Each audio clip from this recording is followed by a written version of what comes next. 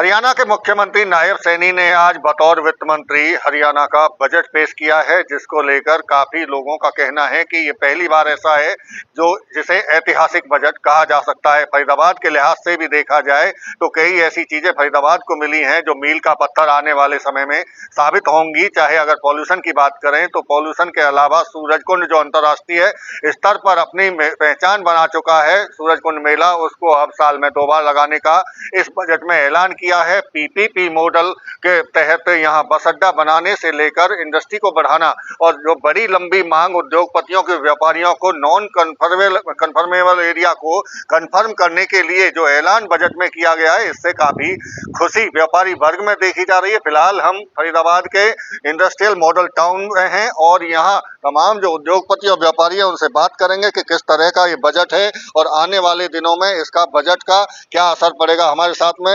IMT president है प्रमोद राणा, उनसे बात कर लेते हैं। सर, कैसे देख रहे हैं शुरुआती तौर पर इस बजट को? बहुत ही अच्छा बजट हमारे माननीय मुख्यमंत्री नायब सिंह सैनी जी ने दिया है। मैं उनका तहे दिल से धन्यवाद करता हूं कि उन्होंने हर पक्ष का पूरा अध्ययन किया है और उन्होंने ये बजट पेश करने से पहले करीब 8,000 लोगों से मुलाकात की और सबकी राय लेके एक हर को इसमें साधने की कोशिश की और जहां तक काफी हद तक उन्होंने साधा भी है।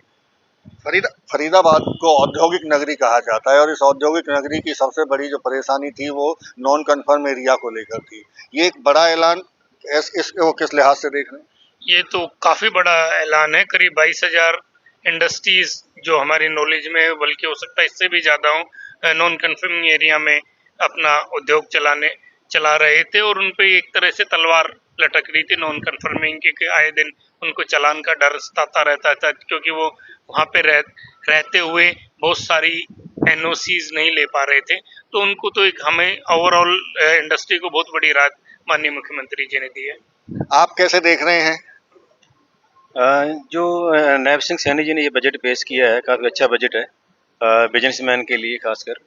चाहे छोटी इंडस्ट्रीज हों चाहे बड़ी इंडस्ट्रीज हों, जैसे छोटी इंडस्ट्रीज हैं जो नॉन कन्फर्मिंग एरिया में चल रही हैं, उनको आए दिन, जैसे प्रधान जी ने बताया गया, आए दिन बड़ी दिक्कतों का सामना करना पड़ता था, रोज चालान कटने का डर रहता था।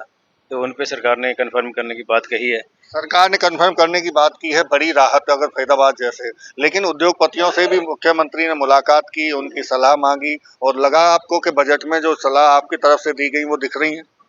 हाँ बिल्कुल, इस बजट में जो बजट से पहले जो चर्चा होती है इंडस्ट्रिस्ट के साथ में और लोगों के साथ में, उनको काफ़ी ध्यान में रख के चीज़ों को बनाया गया है और कुछ एक चीज़ें रह गई हैं, हो सकता है आने वाले बजट में वो पूरी होंगी, बट काफ़ी हद तक उन चीज़ों को ध्यान में रख के बजट बनाया गया है। ओवरऑल देखा जाए तो हरियाणा की इंडस्ट्री के हिसाब से बजट अच्छा है। पहले सेंट्रल गवर्नमेंट का बजट आया, उसको सराहा लोगों ने काफी हद तक। अब स्टेट गवर्नमेंट का बजट आया है, कितने नंबर देना चाहेंगे?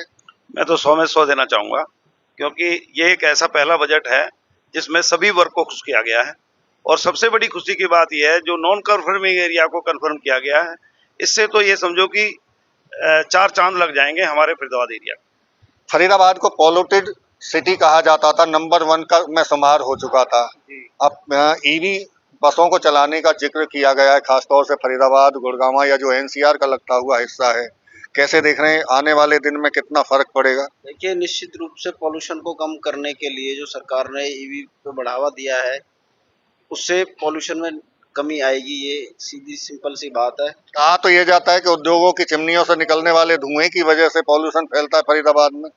उसके लिए भी आजकल नए नए तरह के बॉयलर और सीएनजी फिटेड ये जो आ रहे हैं, इनसे भी पॉल्यूशन में काफ़ी कमी अब आने वाले दिनों में आपको देखने में मिलेगी, क्योंकि सरकार के साथ साथ व्यापारी भी ये चाहते हैं कि आम पब्लिक को भी कोई किसी भी तरह की कोई परेशानी नहीं होनी चाहिए, क्योंकि उसी हवा में सांस वो भी लेते हैं और हम भी लेते हैं। बड़ी बात कह रहे हैं, उसी हवा में सांस वो भी ले रहे हैं और हम भी ले रहे हैं और ऐसे में बजट को सराहना भी कर रहे हैं। आपको क्या खास दिखा इस बजट? देखिए, इस खास बजट में जो दिखाई दिया कि ये बजट सभी लोगों के लिए अच्छा है, सभी लोग, सभी इंडस्ट्रीज के लिए, आम लोगों के लिए भी बजट बहुत बढ़िया है।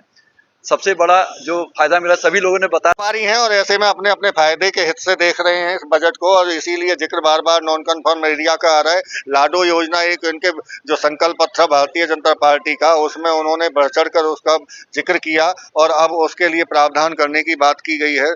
कैसे देख रहे हैं, कितना बड़ा महिलाओं को उत्साह होगा और फायदा होगा? देखिए, ये बजट तो बेसिकली बहुत ही अच्छा बजट है और जो सेंट्रल गवर्नमेंट और स्टेट गवर्नमेंट के अकॉर्डिंग डबल इंजन की सरकार है उसके अकॉर्डिंग बजट है और हर तरीके से अच्छा है। इंडस्ट्री के लिए बहुत कुछ है, नॉन कंफॉर्मिंग एरिया के लिए जो गवर्नमेंट ने किया है अप्रिशिएबल है, बहुत तारीफ़े काबिल है। इससे क्या है जितने भी नॉन सिस्टमेटिक वर्किंग है वो सारी दूर होंगी और बहुत अच्छा बजट है। डबल इंजन का जिक्र आ गया है, सरकार डबल इंजन से काम कर रही, तो यानी कि ये जो बजट है और स्पीड से आगे काम होंगे, डेवलपमेंट ज़्यादा होगी स्टेट की। डेवलपमेंट तो होगी, नेचुरल है। कुछ कमी खलती है क्या बजट? नहीं, कमी कोई नहीं है अभी हमारे आईएमटी के लिए थोड़ा वही मैं जो सवाल पूछ रहा था, जिक्र कर रहे थे आईएमटी का क्या क्या क्या रह गया?